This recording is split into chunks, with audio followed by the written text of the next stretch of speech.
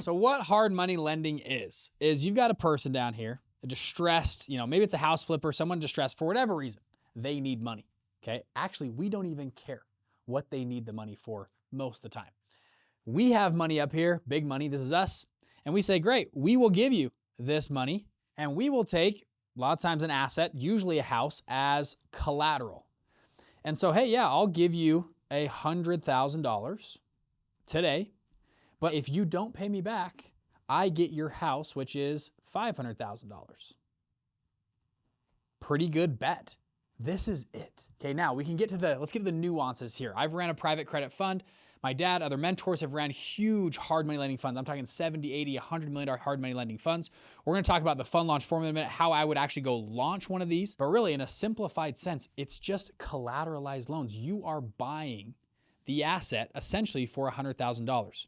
Now, a few nuances to make sure you're aware. Number one, make sure if they don't pay you back, you could actually get the house. People that are getting hard money loans are sometimes some shady people, okay? So if this guy just disappears, literally flew to Cuba, you could never hear of this person again, could you collect on the house? A lot of times that means you want a first position lien. So let's talk this again in terms of capital stack. What is a capital stack? Very important to a hard money lender. There's different positions on let's take a house, for example. So there's first position, second position, third, fourth, you can get all the way down. Typically speaking, a first position would be the mortgage, right? Now, something people don't know sometimes about real estate. If someone had a mortgage and then you put a second position on this house, okay? So I gave this guy $100,000 at a second position loan.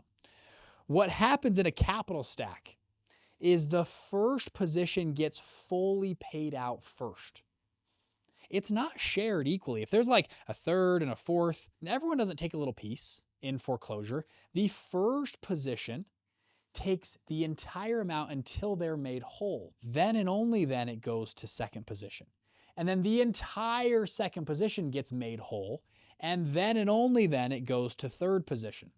So you can see why sitting in a fourth or third or even a second position can sometimes be risky. You're going to get people that, like, just back to this example. Okay, hey, I've got a $500,000. I'm looking for a $100,000 loan. Great. Oh, and by the way, I have a $300,000 mortgage on the house. Okay. So again, I'm going to go back to my capital stack. All right. So there is a $300,000 mortgage. I'm going to give him $100,000. Theoretically, if the house really is worth $500,000, there is a $100,000 more of meat on the bone that we could collect on, potentially. But if this person over here, I already erased him here, if this person disappears, okay, we've now got to go into foreclosure. And the first position person writes the rules. The mortgage company writes the rules. They don't care about a second position. A mortgage company might grab this house. They believe it's worth $500,000. You know what? Let's just get it off our books. Let's just list it for $350,000. It makes us whole. We're going to fire sell it. It's distressed. And you go, wait, hold on, wait. I got $100,000 second on this. I got to make my money. They go, we're good. We don't care about you. They fire sell the house for $350,000. It sells. They get their $300,000. And then you would get the remaining $50,000. Again, we're just doing simple math here. Sometimes there's fees and other things there, but you'd get the remaining $50,000.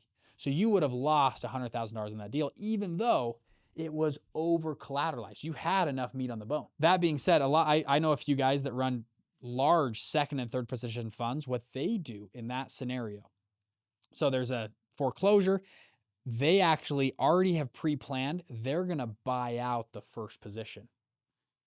They'll buy out the capital stack. So if this person went to Cuba, disappeared, they would already have capital available. Say, hey, mortgage, we're going to pay off the mortgage. We'll pay you out. We're going to pay off $300,000. So now 300 plus 100, we're $400,000 into the deal. That's our risk.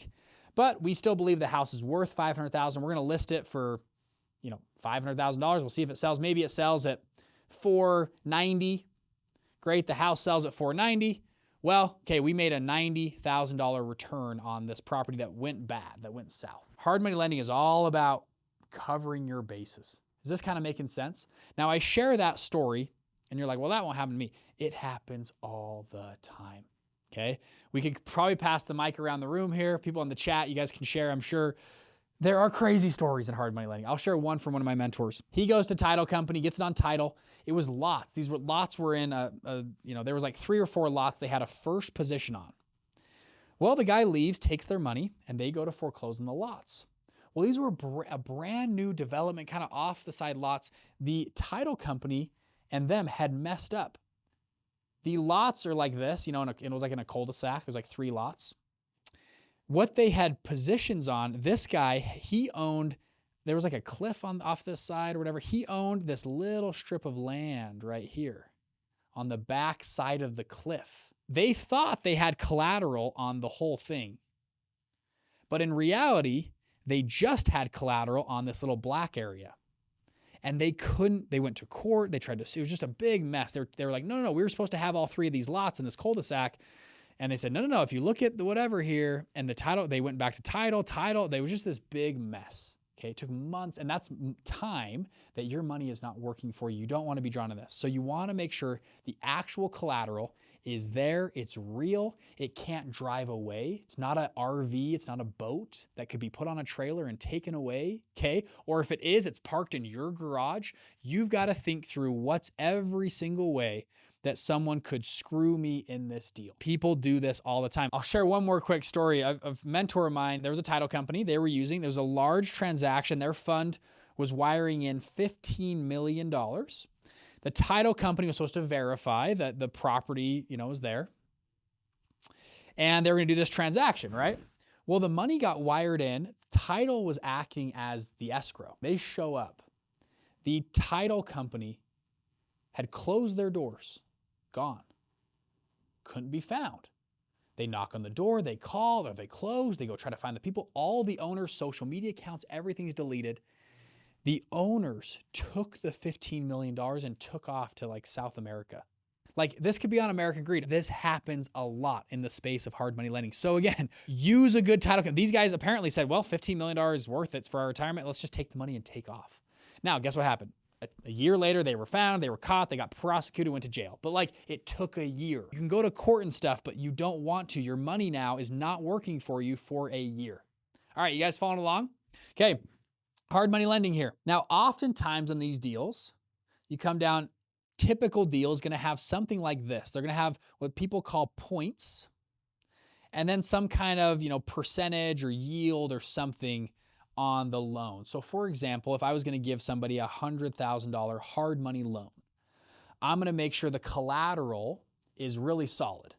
That if they left to Cuba, I could collect on the collateral. Great, we got that.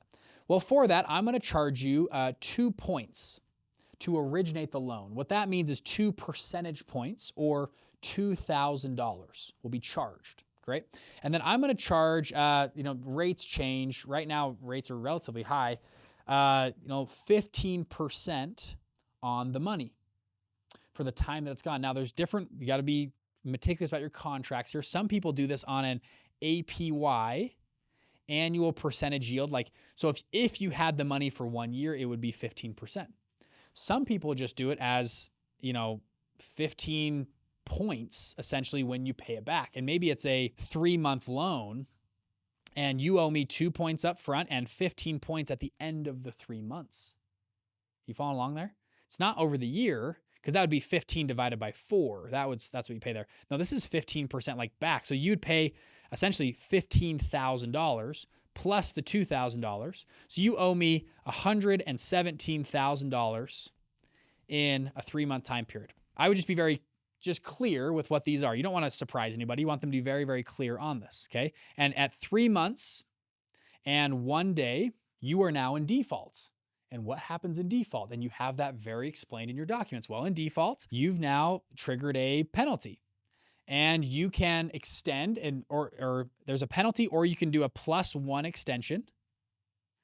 But if you want to extend 1 more month, you got to pay us another $5,000 or whatever it is, okay? For a 1-month extension. After a month extension, we then move to foreclosure, and we are going to take the asset that we were lending on. There's a reason people call it hard money lending. People like to call it private capital, private money lending.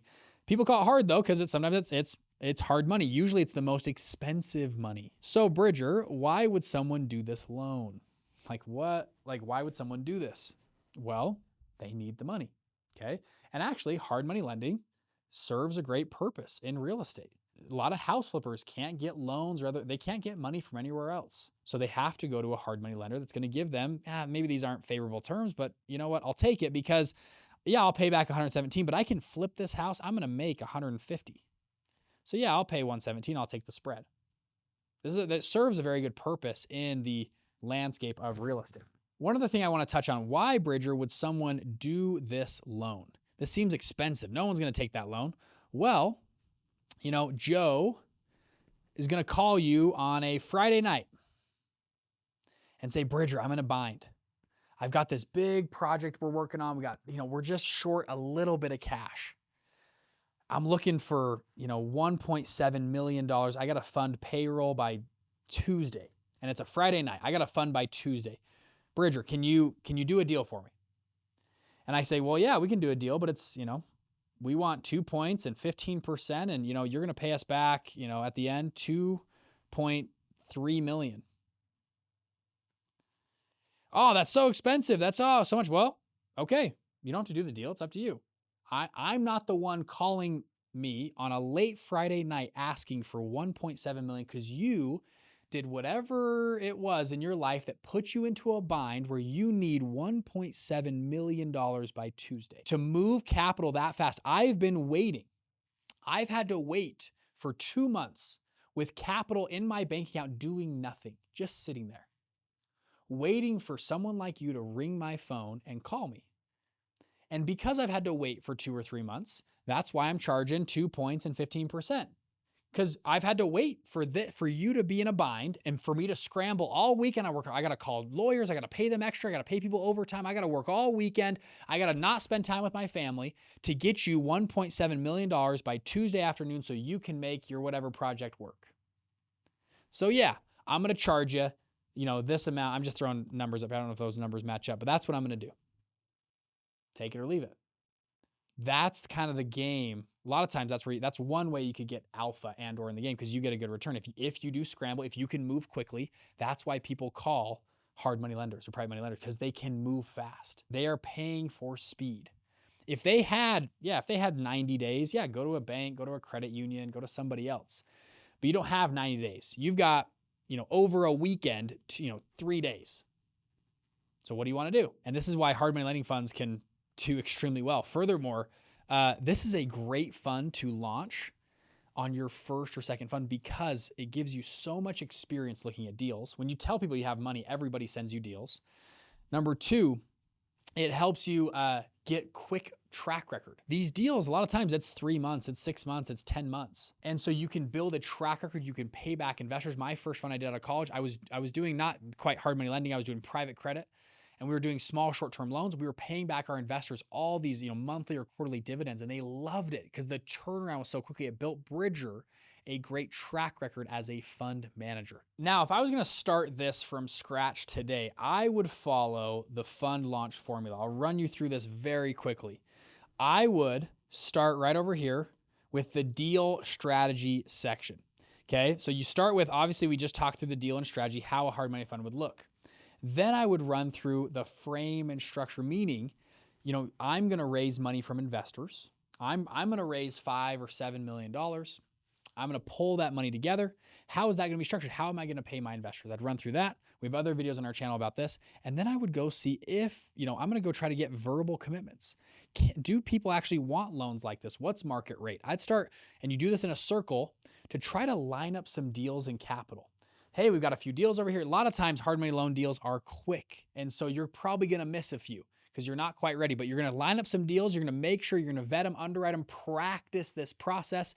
You're going to frame, hey, investor, if you give me money, we're going to split the returns 60-40 or 50-50 or 80-20. We're going to walk through that split.